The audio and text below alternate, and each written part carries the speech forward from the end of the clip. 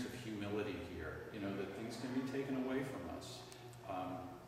And I think we all face that same sort of issue, you know, why me gets turned into, well, why not me? You know, this is the stuff that happens, and how do I find a way to just let that be okay and then exert control over the things that are left over.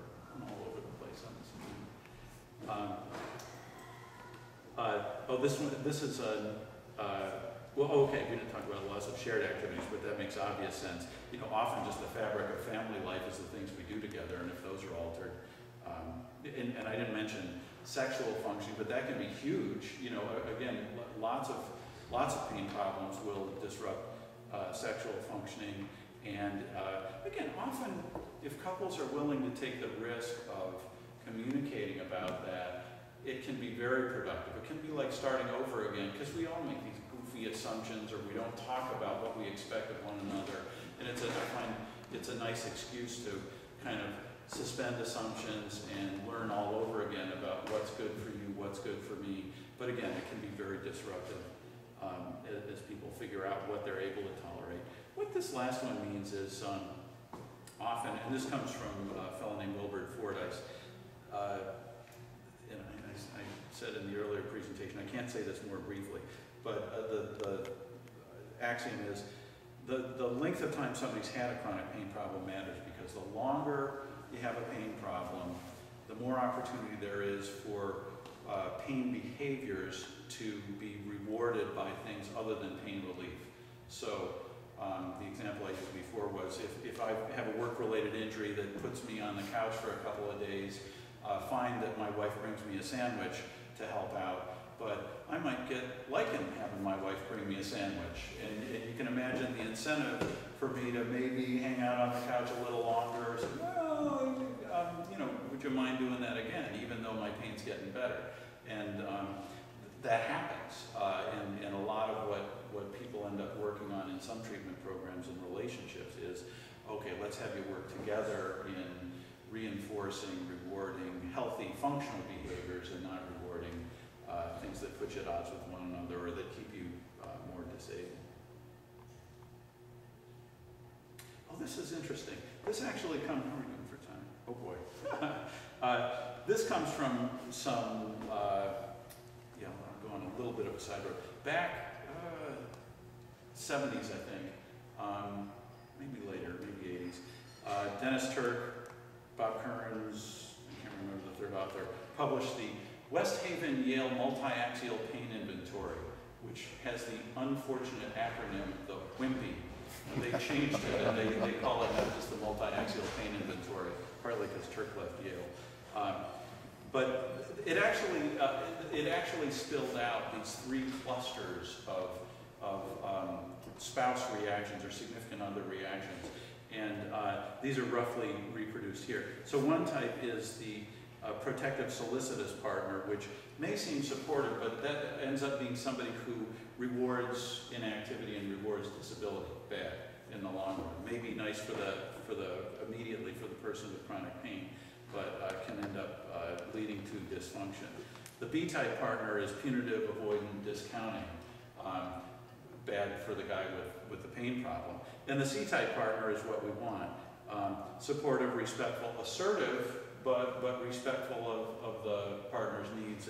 And so some treatment paradigms have been structured around this. But nobody theorized these three clumps. That's what's spilled out in their analyzing their own data about how spouses responded to, or significant others responded to pain patients. I'm going to skip past this and let's go to our Iraq and Afghanistan veterans. Is that okay? And in VA parlance, we shorten it to, so Operation Enduring Freedom is Afghanistan, and so that's OEF, and Operation Iraqi Freedom is, of course, Iraq, or OIF. So we talk about OEF, OIF veterans. You won't be able to read this. This is as of last week. Deaths of American service persons in Iraq were at 4,193, 43,787 casualties. These are casualties requiring air transport to medical facilities, so more minor injuries are not counted in that, but those are combat and non-combat injuries. And of course, you know, this is unique to this war, the huge disproportion, a small number of deaths, huge number of casualties because our people are better armored.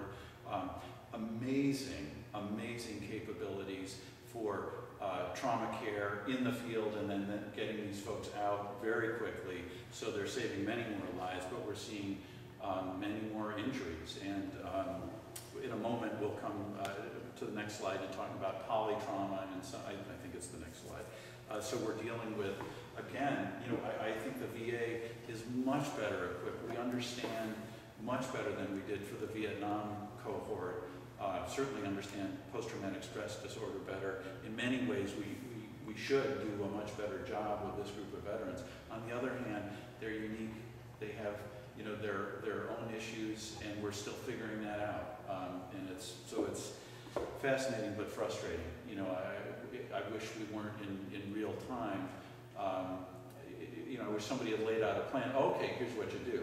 I'm pleased with the efforts that are going on, but you know, these are young men and women who really need the best care we can offer, and you know, I wish we could stop, you know, go figure things out and come back, and we're figuring it out in real time. Afghanistan, 626 American deaths. Of course, that's a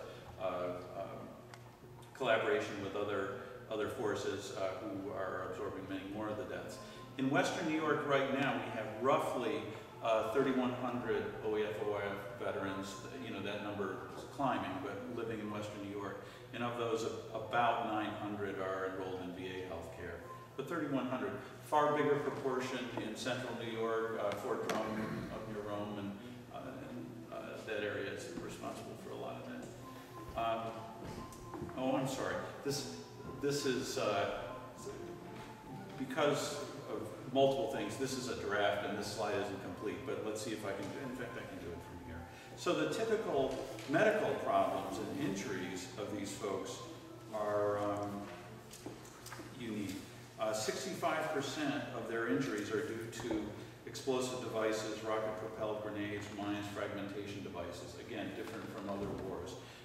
And so you now hear about polytrauma, meaning multiple injuries at once that have complex interactive effect, often including traumatic brain injury, you know, so from mechanical damage to the brain. Long-term effects of traumatic brain injury are likely to include irritability, memory loss, concentration, sometimes emotional lability, good enough there. Burn injuries, of course, from explosives, vision and hearing loss, lots of musculoskeletal injuries and pain, fractures, but lots of lasting. And I haven't seen this written, but I'm sure there are going to be many more neuropathic pain injuries.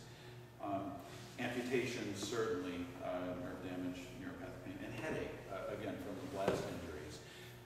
There are, I think, 5, roughly, don't quote me on that, a handful, how's that for a loose term, of specialty polytrauma centers nationwide, and then every network in the VA system has a polytrauma center set up within it. Our Buffalo VA has a polytrauma clinic that assesses veterans. But again, so we're figuring out how to address these complex issues together. One of the things that's happening nationwide right now is resources have been allocated to every VA network to put in place specialty pain experts, specifically for OEF, OIF veterans. And again, we're sort of crafting that and deciding how to deploy, how to implement those resources right now. The mental health issues of these folks, and I know you can't read this, roughly 30%, they're very different numbers from different reports, but I think 30% is a good number. Roughly 30% of returning veterans have significant, like, clinical mental health problems post-deployment, most frequently post-traumatic stress disorder. Absolutely, you know, the multiple redeployments is a huge issue, unprecedented. And you know, coupled with some other things, the stop-loss order, meaning that veterans signed up for a certain hitch and then said, well, sorry, you're staying longer. So, you know, a lot of morale issues around that, but the multiple redeployments. And our forces are stretched, and so there's huge pressure to get soldiers back into the field. And so lots of folks who, under less dire circumstances, might be retired and sent home. You know, even so, for example, folks with post-traumatic stress disorder symptoms might be sent back into the field. There's a huge culture